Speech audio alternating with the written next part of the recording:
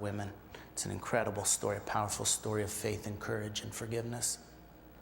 But she says, I learned in that bathroom that those killers were people struggling with the truth. I'd never heard them described that way before. You know, killers, heartless, bloodthirsty, mindless, slaughtering. People struggling with the truth. The only way I could understand Tryphene doing what she was doing was she didn't see them for what they did.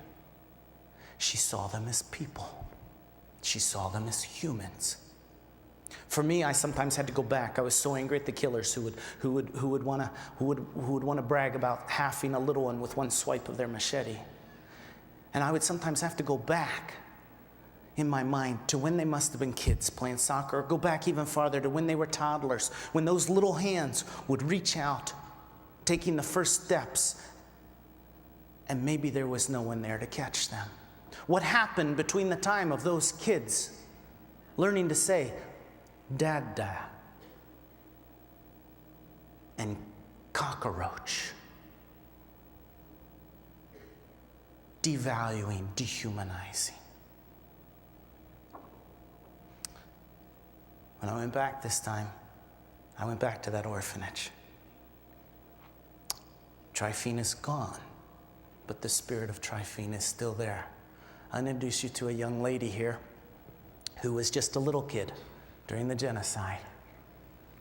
She survived. She went off to culinary school, and she's now back at the orphanage as the chef there at the orphanage. It was so cool to go back and to see her. Or the next picture of a young man who was just a little kid at the time. Now he's in university, studying at the University of Rwanda in Butare. And so many of these people, they do not look like victims. They have made choices of service, choices to forgive. Tonight, I'm very, very grateful to have the opportunity to be invited by Facing History. As I've traveled to different schools and shared about the Rwanda genocide, it's been a real privilege.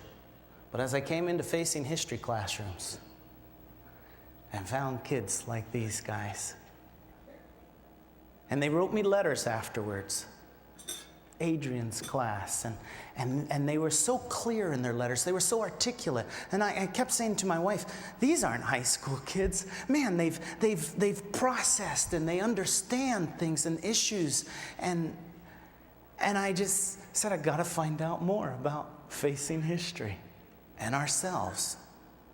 Like one of the bellmen downstairs said, Facing History and Ourselves. I like that name. Scott, it makes you think. And it's true. It does. So thank you. The staff of Facing History. Man, they treat me so good.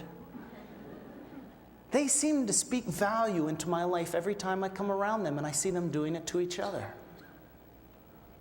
Thank you to the teachers, Adrian and so many others, who are really in the front line against genocide, teaching people to value one another. And thank you, students, who are taking charge of your education, taking charge of your lives, choosing to think and serve and put others first. Tonight is another opportunity. I would like to invite you, like I do many schools, to find a quiet time and make a simple list of 5 things that are most important in your life. And then 5 gifts that you've been given. Might be your creativity, your imagination, your time, your resources, your energy. How do those 5 gifts match up with the 5 things most important? Or is the urgent robbing what's most important? And all of those gifts going towards the urgent when really you want them to go to the most important. Now, I think I went too long. But I got to tell you one more story. I'm traveling to a high school. Make it quick, guys. I told them once I had the mic, they can't do anything. I'm speaking at a high school, silly enough, 7 presentations, which was way too many in the day. Halfway through the presentations, I'm in a classroom. The teacher is sick. We've got a substitute who's very sub in the back of the room somewhere. And the kids were really good, and they're listening for paying close attention until about halfway through. And a big kid who'd come up to me beginning of the classroom, he had said to me, what are you doing here? You know, it's like my school and stuff. And I told him I was here talking about, oh, interesting. He sits quiet. About halfway through, he raises his hand. I thought, this is good. I like interaction. And I walk over to his desk, and I said, yes?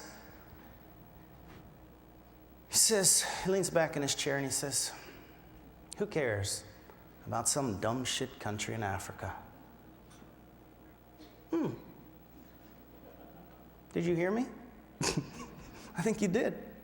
I heard him. And I'm standing in front of his desk. This is, I think, what teachers call a teachable moment. Standing in front of his desk, and I said, buddy, I hope you'll understand one day that what you've just said is the same thing as saying, who cares about that dumb shit girl sitting behind me? Because it doesn't matter if they live next door or they live on the other side of the ocean. They're part of your community. And I went back to my lecture. Afterwards, the other students in the class who were very receptive came up, we're so sorry, he's such a jerk, and you know, they're going on and on. I said, no, wait a minute. He's asking questions. And I said, that's good. About 2 months later, I'm back in the same area. I've got my own students from the high school where I work. We're on a trip, and I see on the outside of the restaurant, big buddy from that school, sitting with what looks like his mom.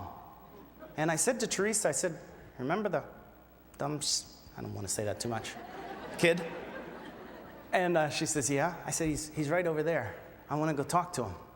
So I go over to the booth after the other kids are heading out to the bus, and I said to him, I said, hey, buddy, remember I was at your school. How you doing? Oh, yeah. Kind of looks down, introduces me, it's his mom. And so I said, so how's it going? And he says, well, you know, after you left, I went online, and I started reading a little bit about what you were talking about. I think I understand a little better where you're coming from. And I said, cool, that's neat. Keep reading. He says, but you know, all that tolerance you were talking about and stuff at the school, the kids who were so excited about your visit, they sure weren't very tolerant towards me. And I go, ow, ow.